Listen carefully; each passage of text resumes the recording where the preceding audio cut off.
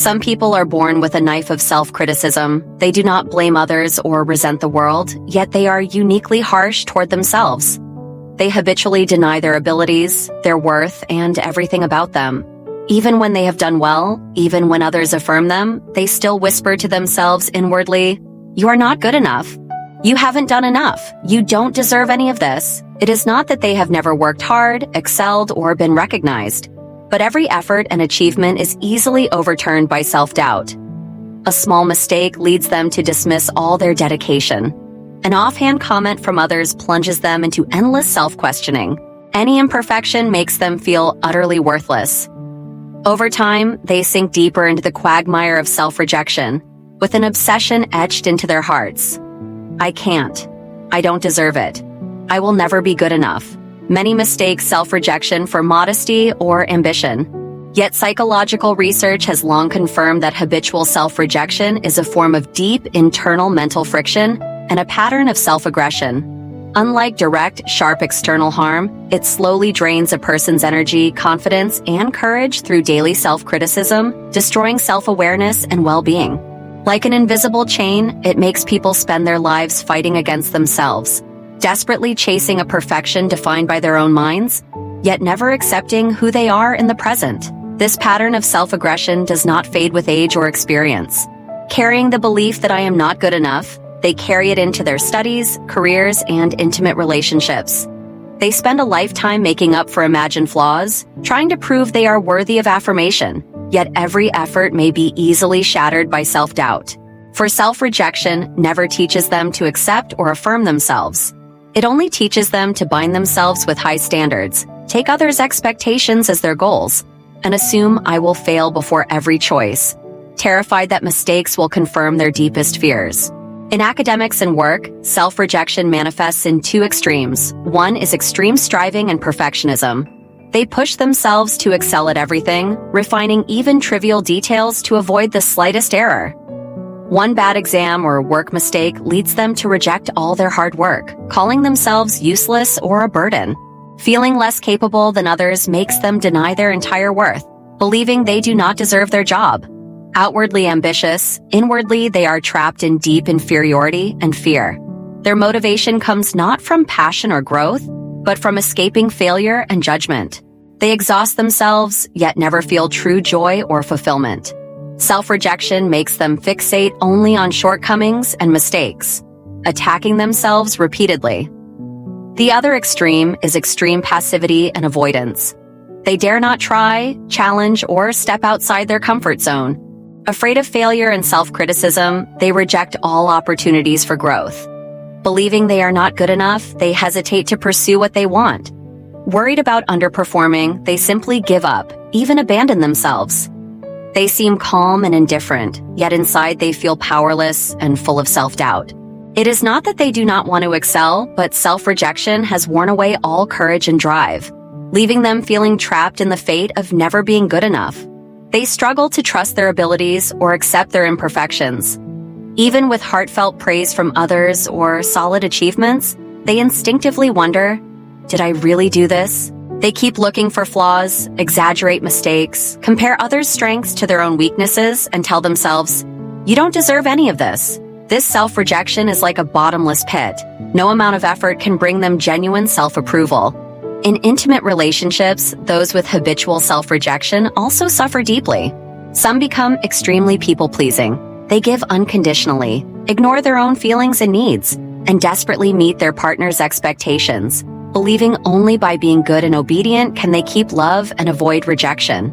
A casual complaint or a moment of coldness from the other person sends them into self-doubt, feeling unworthy of love, walking on eggshells, and feeling exhausted in the relationship.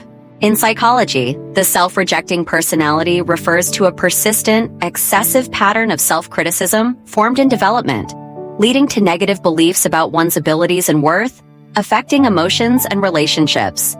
Its formation is closely linked to childhood experiences, upbringing, and external feedback. Developmental psychology shows that external evaluations in childhood shape self-awareness profoundly. If a child is frequently criticized, compared, or told you are not good enough by parents or teachers, They may internalize such rejection into a lifelong pattern of self-doubt. The greatest struggle for those who grow up with habitual self-rejection is that they never learn to accept, affirm, or reconcile with themselves. They are used to self-criticism and internal friction, binding themselves with unrealistic standards, not knowing how to be kind to themselves, embrace imperfection, or live peacefully with their not good enough selves. They hesitate over choices, fearing wrong decisions will prove their fears. They avoid opportunities, afraid failure will deepen self-rejection. In social interactions, they feel inferior and sensitive, scared their flaws will be seen and judged. Some even fall into a cycle of self-punishment, deliberately hurting themselves, rejecting everything, blaming themselves for all errors, believing they did not try hard enough or excel enough, using self-punishment to confirm they are unworthy of affirmation. More heartbreakingly, many develop learned helplessness, feeling that no matter how hard they try, they cannot escape self-rejection, so they give up and sink deeper.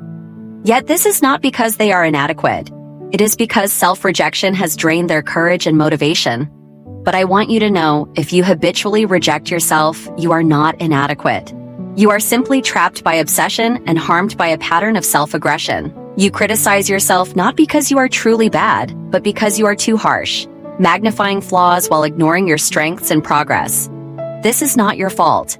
It is the people who denied and neglected you, the unhealthy environments that failed to see how precious and wonderful you are. Healing never happens overnight. It takes time, patience, and courage. It requires you to gradually let go of self-rejection, accept yourself, and reconcile with who you are. It does not mean becoming perfect or ignoring your shortcomings, but seeing yourself objectively, stopping self-aggression, and living at peace with yourself. Step 1. Awareness. Notice your self-rejection, self-aggression, and hidden obsessions. Many cannot break free because they do not realize they are hurting themselves. When you criticize yourself, pause, breathe, and ask, am I rejecting myself? Why? Am I really that bad? Am I exaggerating my flaws? Awareness itself is healing. The moment you question your self-criticism, you have taken the most important step. Step 2. Acceptance. Accept your imperfections, shortcomings, mistakes, and even your past self-rejection. Many cannot let go because they cannot stand imperfection and keep imprisoning themselves with ideal standards. Learn to embrace everything about you. Imperfection is what makes you real. Shortcomings are room to grow. Mistakes are chances to improve. No one is perfect. You do not have to reject or abandon yourself for being flawed. No matter who you are, you deserve affirmation and love. Step 3. Affirmation. Learn to recognize your strengths, progress, and efforts, and give yourself positive encouragement. Those stuck in self-rejection have forgotten how to praise themselves, always focusing on faults. From now on, pay more attention to your good qualities. Speak kind words to yourself daily. Reward yourself when you improve. Cheer yourself on when facing setbacks. Step 4. Stop internal friction. Let go of obsessions, end self-criticism, and reconcile with yourself. Internal friction is the greatest pain for the self-rejecting. Learn to release the demand for perfection. Stop measuring yourself by others' expectations, and stop attacking yourself for flaws. When you feel drained, shift your attention to things you enjoy and relax. Understand that life is inherently imperfect. You do not have to overthink shortcomings. You deserve happiness and ease. Step 5. Rebuild self-awareness. Re-understand yourself, redefine your worth, and trust your abilities.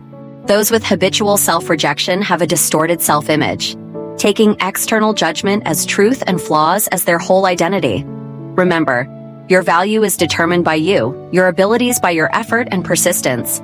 List your strengths and progress, and gradually rebuild how you see yourself. You will discover you are not as bad as you think. You are capable of many things and worthy of a beautiful life. I know healing is hard. There will be setbacks, confusion, and pain. You may suddenly fall back into self-rejection and want to give up, but please keep going. You have the strength to break free, heal, reconcile with yourself, and live as the person you want to be. When you stop rejecting yourself and accept who you are, you will realize you are already good enough. When you learn to affirm yourself and make peace with your heart, you will find that the approval you spent a lifetime seeking has always been inside you. You are unique, with your own value and light. You have the power to live the life you love and deserve all the goodness in the world.